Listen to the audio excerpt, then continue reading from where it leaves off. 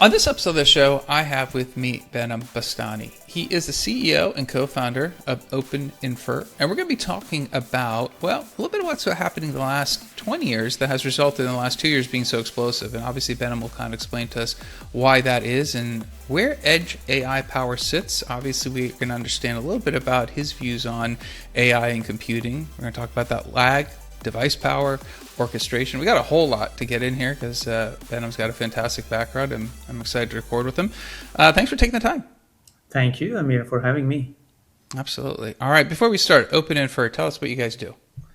Beautiful. Well, Open Infer, our mission is bringing intelligence to every physical surface, from devices to drones, robotics, to vessels, to everything around us. And we believe they need to be intelligent and get smarter when they collaborate together. That's our mission, bringing intelligence to every physical surface. Absolutely.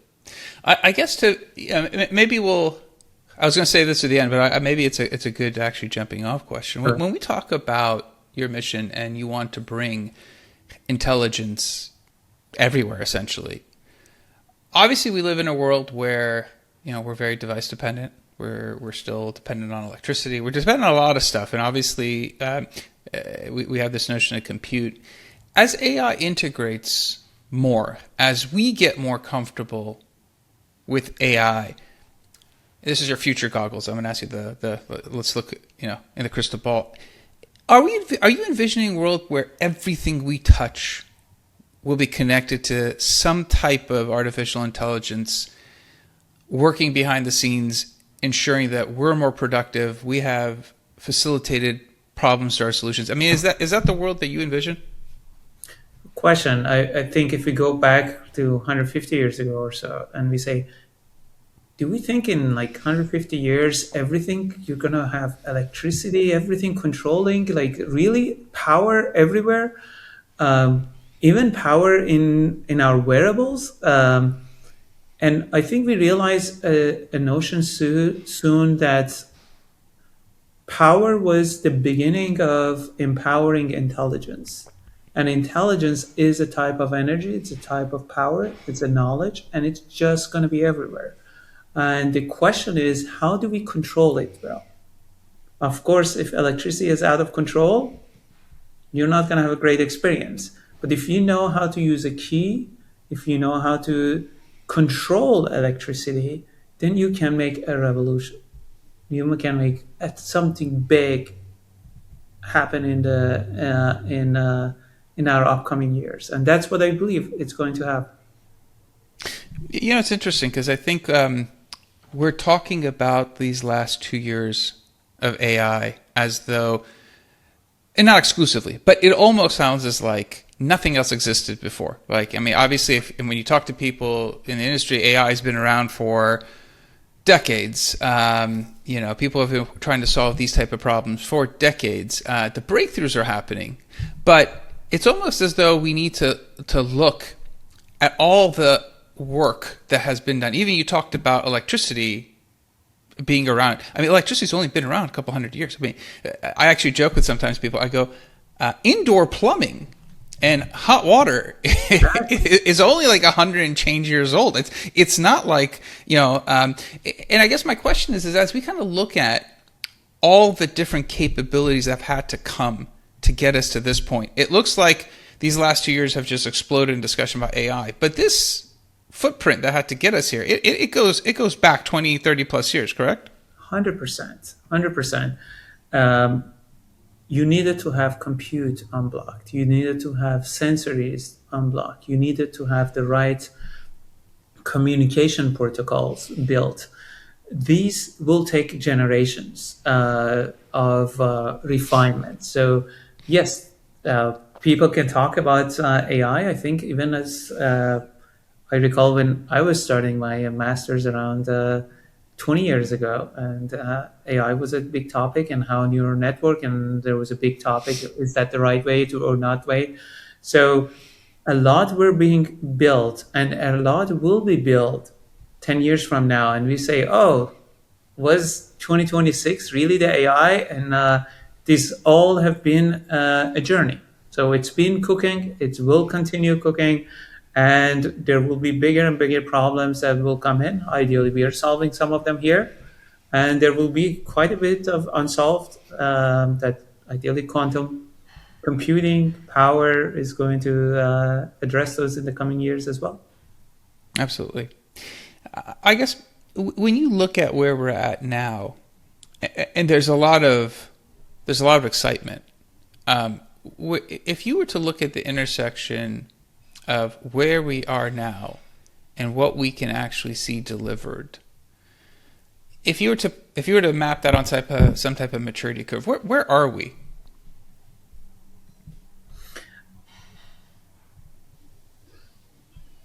I look at I like to use the analogy of the electricity, and then we can use actually the smartphone as well. We built, we know how to generate energy today. We know to generate at different phases. And we've gone away to just build a light bulbs. Now we build the initial radios.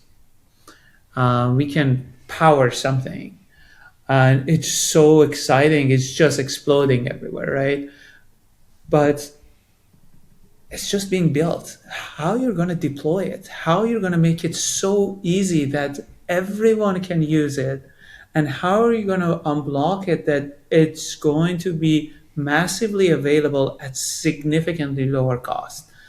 So I see us right at the cusp of it's like, oh shit, now people are understanding the beauty of it, are sensing it.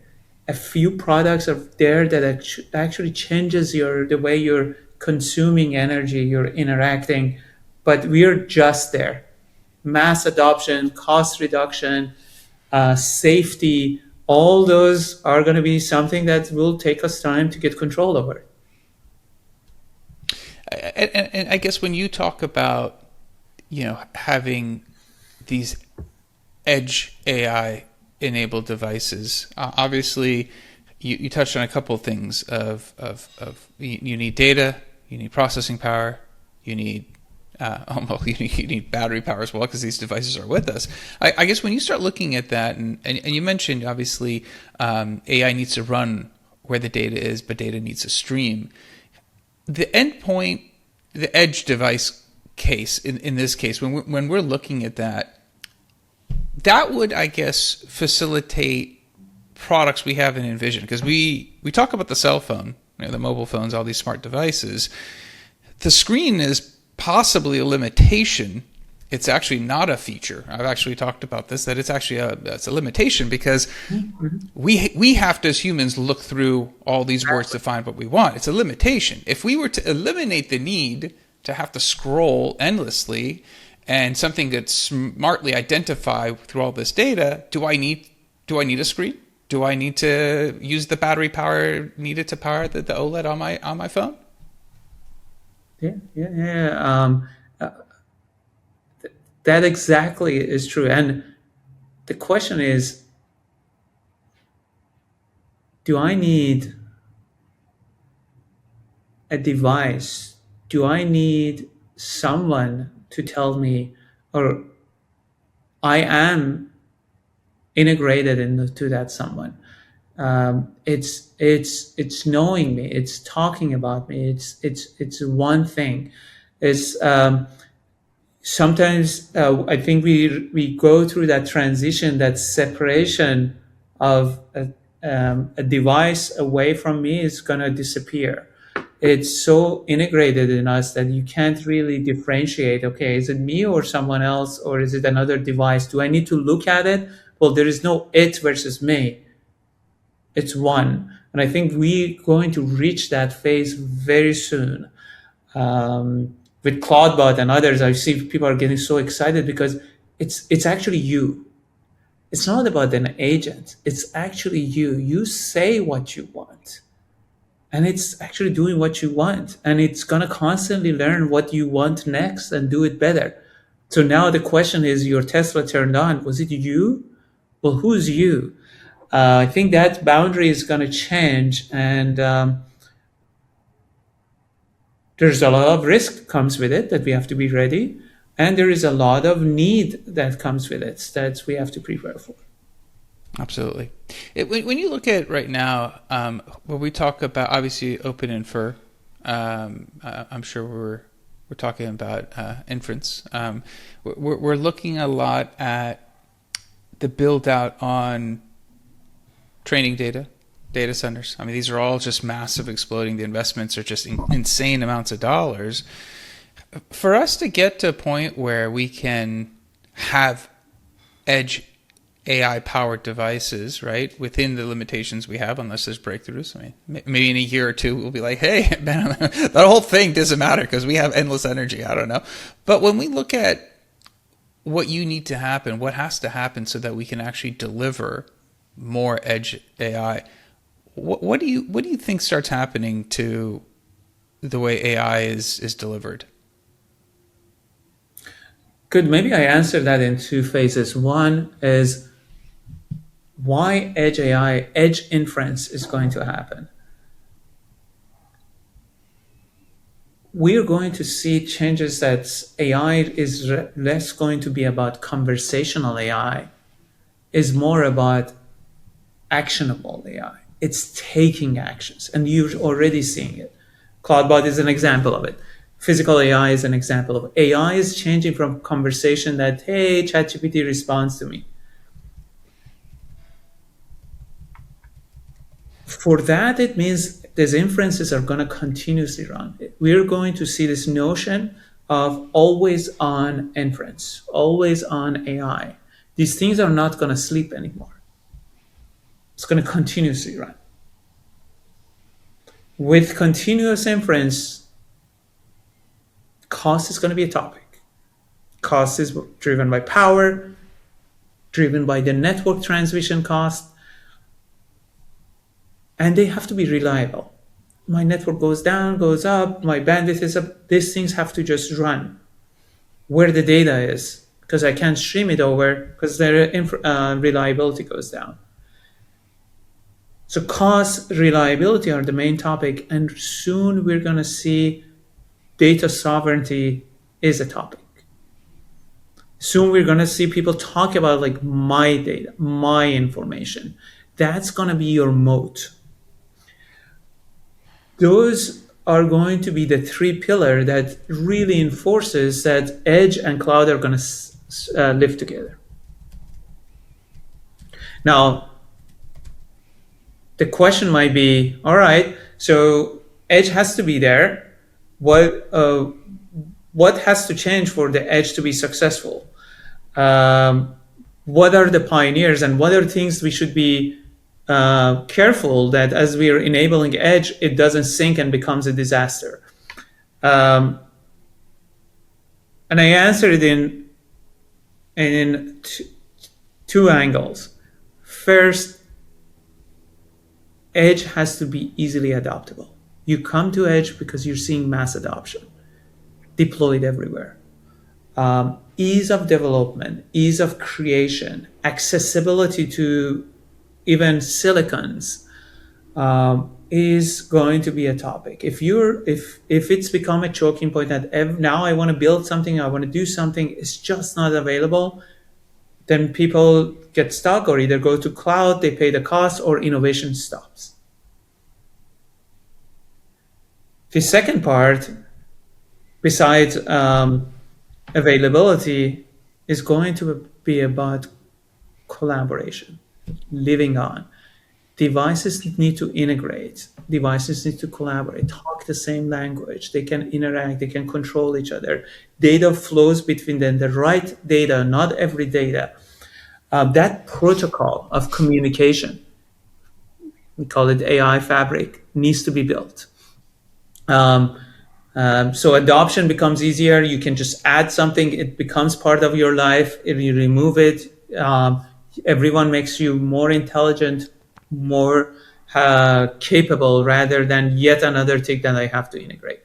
So those are the two major barriers that today in Edge AI we're seeing constraints in terms of adoption. And ideally, an operating system, an infrastructure is going to solve that. So it makes innovations being adopted much faster, silicons, apps, and all that, they become more unified.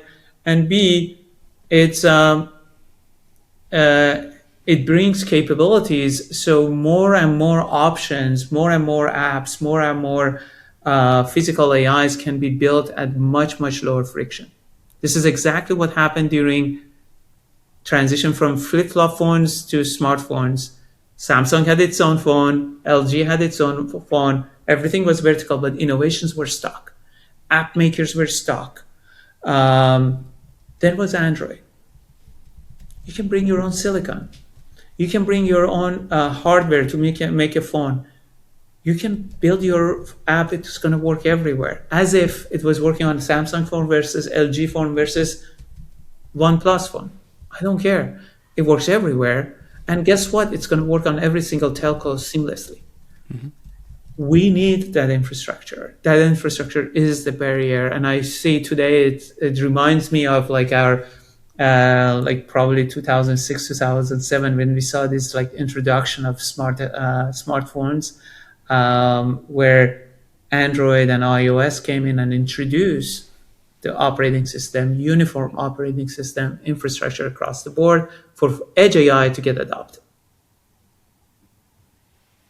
Do you think, and I actually think that's fantastic, because I think as we're seeing our devices, try to help us more, right? I think we have all these devices in our home, our laptops, our phones. There isn't a single thing left that isn't trying to be useful to us. I think a lot of discussion in the last couple of weeks has been the shift of empowering people to do their jobs easier. And you mentioned these things are all going to be always on. They're always going to be on the background. That's the advantage over us, right? We need sleep. Eventually we get tired, we get sick. Agents can just run continuously. When you think about, as humans, we need to adopt these capabilities and we have to adjust some of what we've done and how we've viewed who the quote unquote the brain power is, right? We're taking some of that brain power off of our shoulders and we're putting it onto these agents. We're going to have to trust these agents to do their things, come back, and we interact with it. That relationship to technology, it almost seems like a bit of a tipping point where we've always felt in control. We've always felt like we have a certain amount of at least illusion of control. I think everyone loves control and that illusion of it. But with these agents, with AI, I think as humans, we're struggling with the notion. And that's why I think we see such a reaction in the market when people go, oh, they're coming to take our jobs. We're all going to be, no one's going to have a job out there. When you look at that relationship, I think the technology is one thing. And that relationship, I think, is very big. And again, this might not be, I know you have expertise in certain areas, but when you think about that relationship to AI and humans and us making those changes, is it just going to be natural? Is it inevitable? Is it just part of the,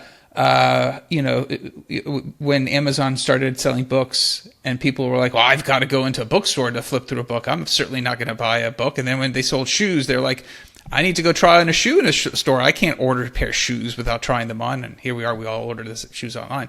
Is it an evolution? Is it inevitable? Is it just us as humans? We don't like change. Very good. This change is a faster happening change. So the comfort hasn't built in.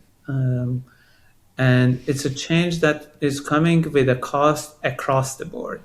As you had Amazon coming and maybe taking down Barnes and Nobles, it was like one pain problem and the society was able to absorb it.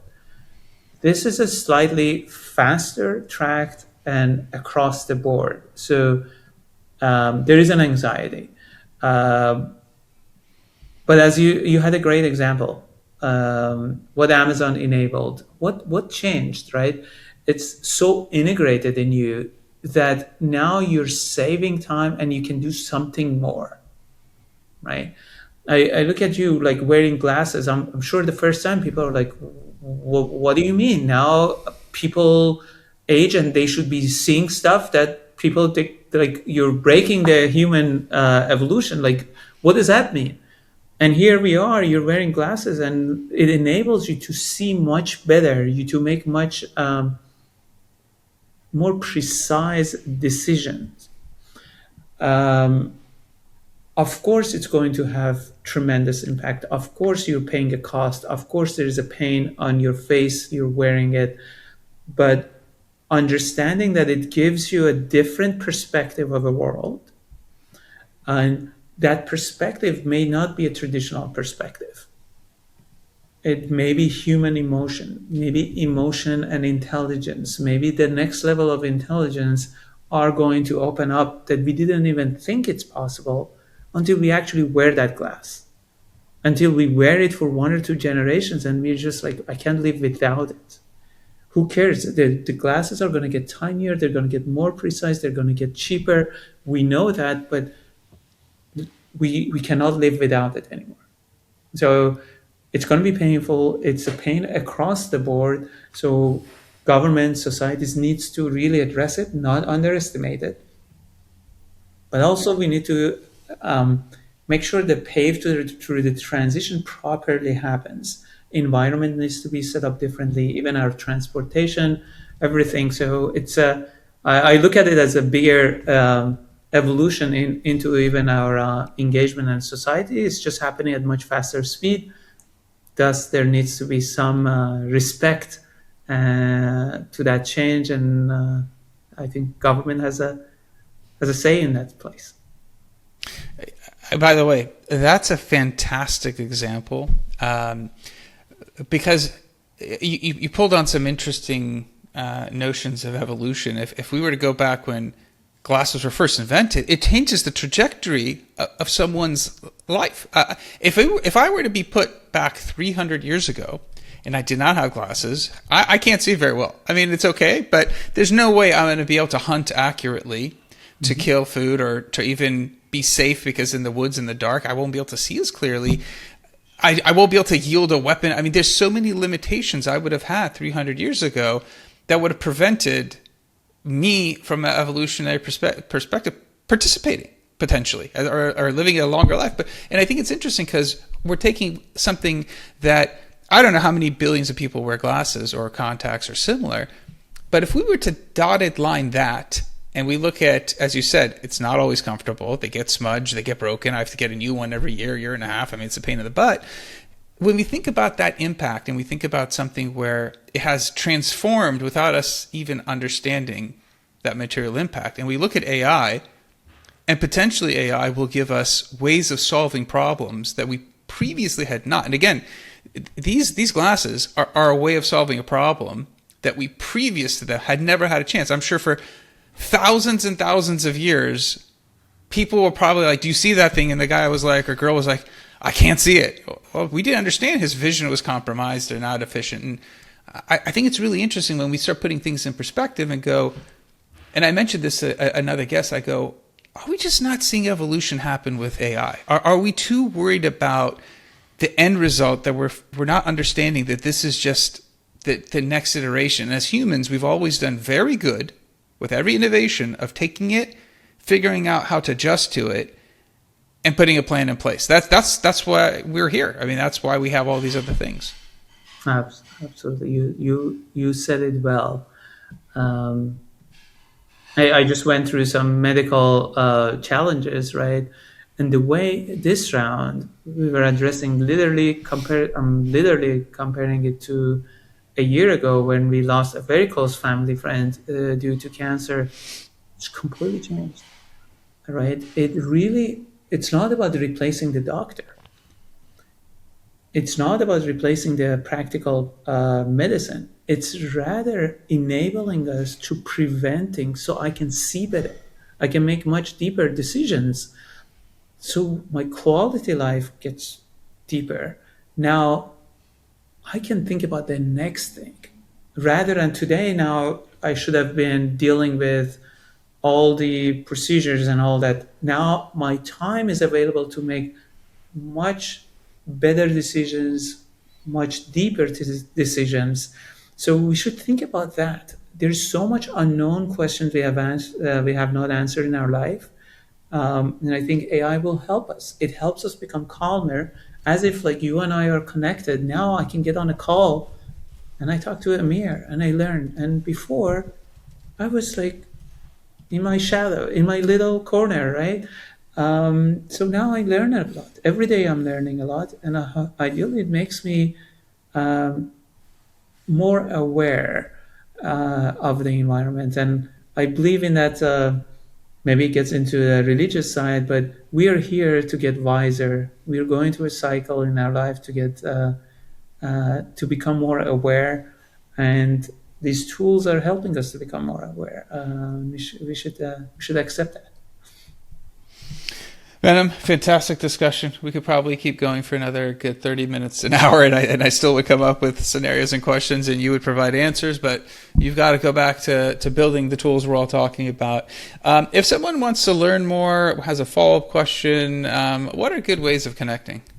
LinkedIn, please do reach out to me at Behnam Bastani at X as well. Behnam Bastani, those are the great two means. I appreciate it.